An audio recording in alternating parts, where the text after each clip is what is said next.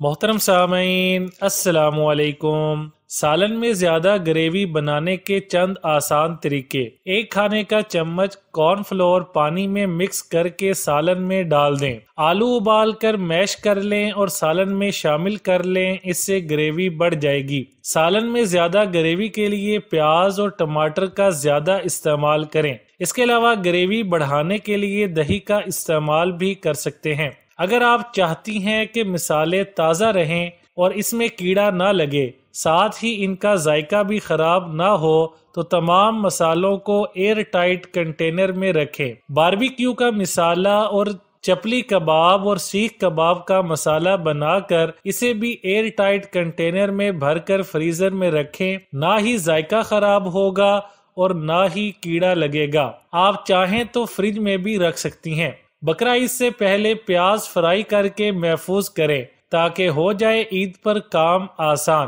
प्याज तलने और महफूज करने का आसान तरीका। प्याज तलने के लिए सबसे पहले प्याज को स्लाइसिस की मदद से एकदम बारीक काट लें, क्योंकि मोटी प्याज को फ्राई करने में वक्त दरकार होता है। अब इसे कढ़ाई में तेज गरम तेल में तल लें। कढ़ाई में नमक शामिल करें, क्योंकि इससे प्याज का रंग सुनहरा आता है और प्याज ज्यादा जल्दी फ्राई होती है। अब हल्की ब्राउन होने पर प्याज को तेल से निकाल कर छान लें। प्याज को तेल से निकालने से पहले चूल्हा लाजमी बंद करें, वरना ये निकालने में काली हो जाएगी। अब इसे किसी ट्रे में फैला कर रख दें और अलग अलग कर लें। फिर हवा लगने दें ताकि ये कुरकुरी हो जाए। जब ये ठंडी हो जाए तो कंटेनर में किचन टॉवल या बटर पेपर रख कर इसे एयर टाइट कंटेनर में भर लें। फिर ऊपर से एक और बटर पेपर रख कर इसे फ्रिज में रख लें। ये कई दिनों तक महफूज रहेगी और खाना भी मजेदार बनेगा।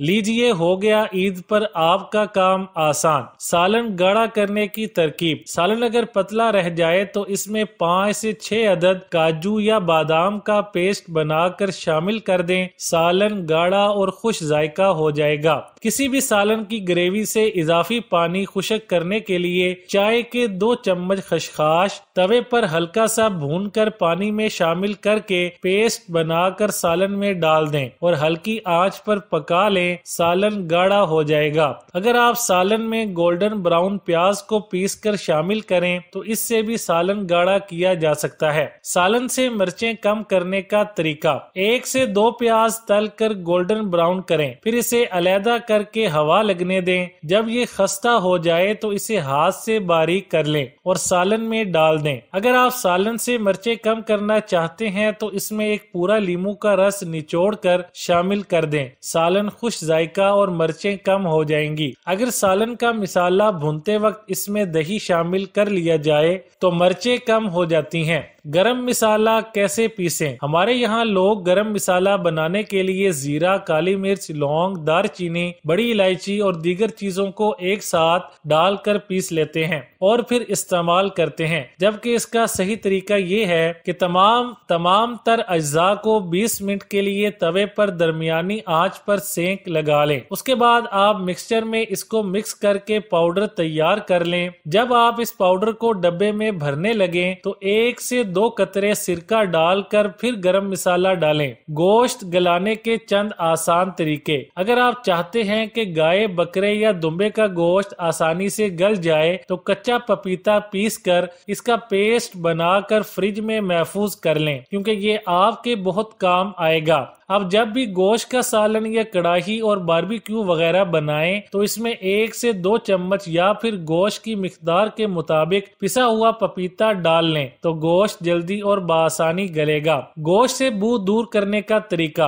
गोश्त की महक दूर करने के लिए सबसे पहले गोश्त को एक बड़ी ट्रे में रख कर फैला लें कि इसे हवा लगे। अब इस गोश्त पर हर तरफ से अच्छी तरह गंदम की भूसी यानी आटे की भूसी से बहुत गहरी कोटिंग करें कि गोश्त का कोई हिस्सा बाकी न रहे। अब इसे तकरीबन 1 से 1.5 घंटे के लिए छोड़ दें। इस्तेमाल या फ्रीज करने से पहले भूसी लगे इस गोश्त को अच्छी तरह धो लें। अब जब भी आप ये गोश्त पकाएंगी तो बू नहीं आएगी और भूसी का कोई जायका भी नहीं होता, इसलिए गोश्त का जायका भी तब्दील नहीं होगा। बारबेक्यू करने के लिए आपको ऐसी अंगीठी लेनी है जो 2 से 3 इंच की ना हो। इसकी गहराई कम से कम 7 से 8 इंच होनी चाहिए। बारबेक्यू और तिक्का के लिए आप चकोर वाली सीखें इस्तेमाल करें। कोयला को पहले से दहक लें ताकि बारबेक्यू को ठीक तरह गर्माइश मिल सके। बारबेक्यू करते हुए कोयलों पर आग न भड़काएं, इससे बारबेक्यू जल जाएगा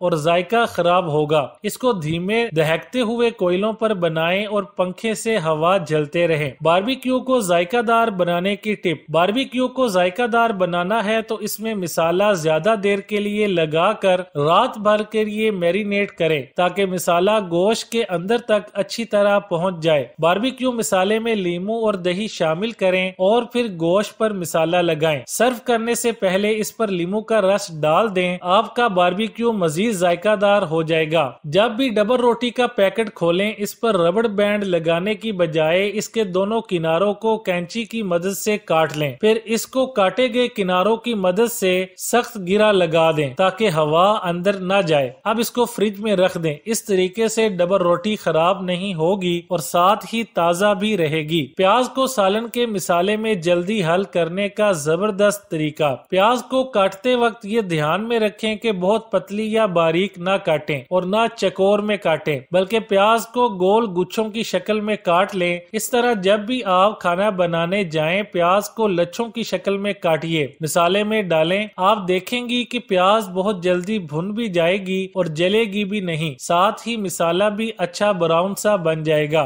बच्चों के लिए घर में सिरिलैक बनाने का तरीका। 1 कप मूंग की दाल और 1.5 कप चावलों को अच्छी तरह भिगोकर 2 घंटे के लिए खुश्क होने दें। फिर 20 मिनट के लिए रोस्ट करें। अब इनको मिक्सचर में डालकर बारीक पाउडर तैयार कर लें। फिर जब बच्चे को भूख लगे तो 2 चम्मच पाउडर और 10 से 15 मिनट के लिए गर्म पानी में पकाएं और बच्चे को खिलाएं। प्याज को फ्राई करते वक्त इसमें सिर्फ आधा चम्मच मक्खन डाल दें और फिर इसको भूनें तो खाने का मजा शाही मजा कहलाता है और यूं आप हर तरह के खाने को लाजवाब बना सकती हैं। दाल का तड़का लगाते वक्त जीरे को ऑयल में भून लें और फिर इसमें चुटकी भर सौंफ डाल दें तो हर तरह की दाल का मजा दोबाला हो जाता है। सालन का तेल तैयारी के वक्त ऊपर न आ रहा हो तो ये टोटका इस्तेमाल करें, तेल फौरन ऊपर आ जाएगा। सालन का घी या तेल ऊपर न आ रहा हो तो सालन को दम पर रखें, फिर इसमें बर्फ का एक छोटा सा टुकड़ा डाल दें। इस तरह चिकनाई भी फौरन ऊपर आ जाएगी और सालन का ऑयल भी ऊपर आ जाएगा। वीडियो अच्छी लगे तो लाइक, शेयर और चैनल को सब्सक्राइब करने के साथ कमेंट बॉक्स में अपनी राय का इजहार करना ना भूलें।